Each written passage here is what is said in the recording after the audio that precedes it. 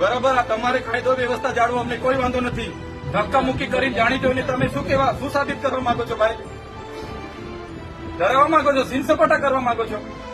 એ ડરવાવાળા લોકો નથી. અમારા આદિવાસીઓ છે ને, અંગ્રેજો સામે પણ લડ્યા છે. ક્યારેય ગુલામી અમે સ્વીકાર નથી કરી. કોઈના મગજમાં એવો ધુમાડો હોય તો કાઢી નાખજો. તમને અહીંયા આટલા બધા દારૂના બુટલેગરોના તમે પરમિશન આપ્યા છે, કેમ અટકાવતા નથી? નામો આપું? ગાડીઓ, ભૂરીઓ, લાલીઓ, ભોલીઓ આપું કે નામો? બંધ કરી દેજો. 10 પેટીના 5 લાખ, 20 પેટીના 10 લાખ. હપ્તા તમારા કોણ કોણ લે છે બધી યાદી છે ભાઈ, સમજ પડે છે ને? હવે આટલો બધો તમે અહીંયા ગરીબો મજૂરો પરથી દંડ ઉઘરાવો છો વગર જોઈતો, તો આ ખાડા પડ્યા છે એના પર એફઆઈઆર કરો ને. લાયસન્સ નથી, આરસી નથી, વીમો નથી, એમ કરી તમે દંડ 4-4 હજારના દંડ ફટકારો છો મજૂરિયાને.